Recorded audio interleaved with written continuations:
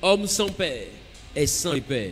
Je vais dire à quelqu'un qui est en train de m'écouter, à cette fête des pères, si tu as des querelles avec ton père biologique, va te réconcilier. S'il a encore envie, va demander la grâce de Dieu auprès de lui. Va négocier sa bénédiction.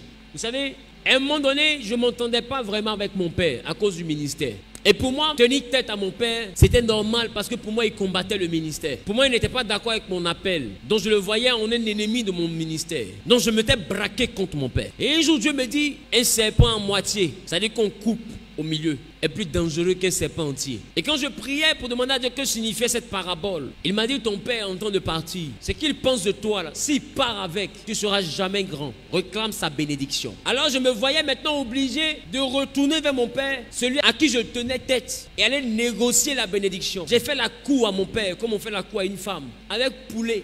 Si poulet devait s'échanger en quelqu'un, quand mon père mangeait mes poulets, il allait devenir un coq, il allait chanter cocorico.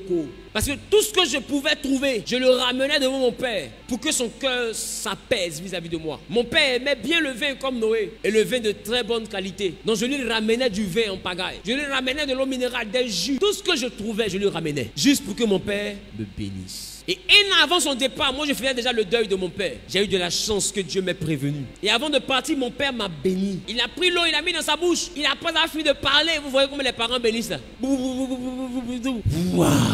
Le baptême de feu, amen. Et il m'a lavé l'eau mélangée, salive, tout. Et il a versé l'eau devant moi. Il dit, marche. C'est comme ça ton chemin sera blanc. Et mon père m'a béni. Je dis à quelqu'un qui est ici, si ton père est encore en vie, même si on dit il est sorcier, après ce culte, va te réconcilier à ton père. Tu n'es pas plus sage que Dieu. Je vais regarder dans le ciel et sur la terre, la personne la mieux indiquée pour accueillir ta destinée, c'est ce père que tu appelles sorcier aujourd'hui. C'est lui que Dieu a élu. C'est lui que Dieu a mandaté pour te gérer. C'est lui que Dieu a mis à part pour te calibrer. C'est lui que Dieu a mis à part pour te concevoir. C'est un choix de Dieu. Tu ne peux pas régner quelqu'un que Dieu a choisi. Tu n'es pas plus intelligent que Dieu. Un père, on l'honore qu'à son père qui n'est plus vivant. Que Dieu nous fortifie, membres de l'ONG. Vous et moi, on est dans la même association qui a encore la grâce d'avoir son père vivant. Vous savez, vous avez une chance inestimable. Quand vous allez quitter cet endroit, écrivez à votre père que vous l'aimez. Dites-lui, mon papa était en nuit, mais aujourd'hui quand je regarde l'homme que je suis devenu, je suis prêt à donner des choses extraordinaires pour que mon père revienne pour voir l'homme que je suis devenu. Pour qu'il revienne pour voir mes enfants. Pour qu'il revienne pour voir combien de fois ce que je suis en train de faire qui n'a pas cru en ça là est en train de porter du fruit. Tu ne peux pas imaginer le bonheur que représente le fait d'avoir encore son père avec soi. Et des fois tu fais un mois sans appeler ton papa, sans le voir, et tu es heureux, et tu manges poulet avec tes camarades, et ton papa mange mani.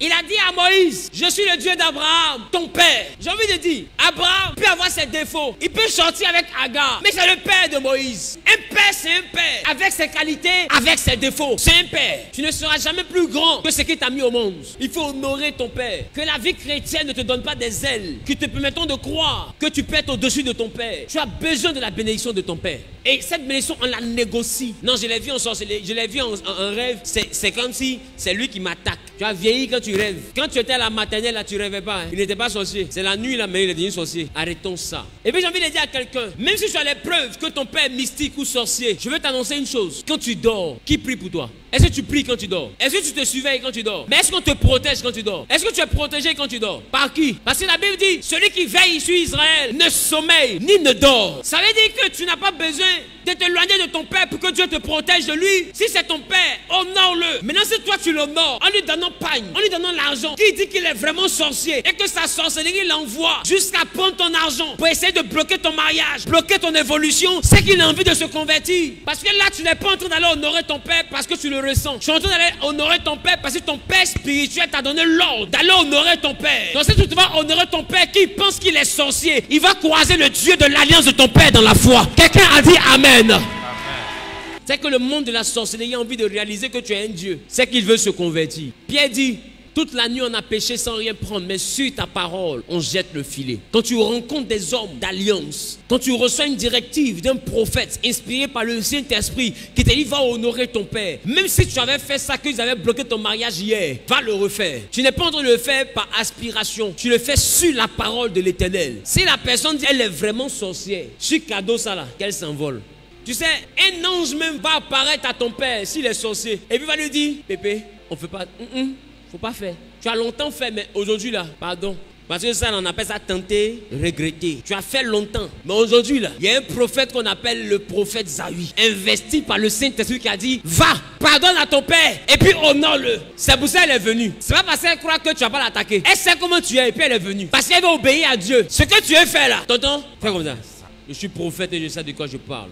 Que Dieu vous donne la force de pardonner à vos pères. Vous qui avez été abandonnés, que Dieu vous donne la force de pardonner à vos pères. Vous qui avez été chassés, reniés, que Dieu vous donne la force de pardonner à vos parents. Vous qui avez été vilipendés, que Dieu vous donne la force de pardonner à vos parents. Je vais te dire que tous ces jours-là ont été écrits par le Saint-Esprit pour que tu deviennes l'homme et la femme que tu es aujourd'hui. C'est parce que tout ça est arrivé que tu es devenu la personne que tu es aujourd'hui. Ce homme fort, cette femme courageuse devait naître, mais à partir de l'abandon de ses parents. Bien aimé, je dis à quelqu'un qui est en train de m'écouter, leur abandon, c'est pour que la gloire de Dieu se démontre dans ta vie. Donc, il faut bénir Dieu. Ne sois pas triste. Bénis Dieu de tout ce qu'on t'a fait traverser. Tu repartiras d'ici élevé. Amen. Tu repartiras d'ici étant touché par la plénitude du Saint-Esprit. Et propriétaire maintenant de cette parole de bénédiction au nom de Jésus. Celui qui dit c'est de moi qu'il parle est le propriétaire. Au nom suprême de...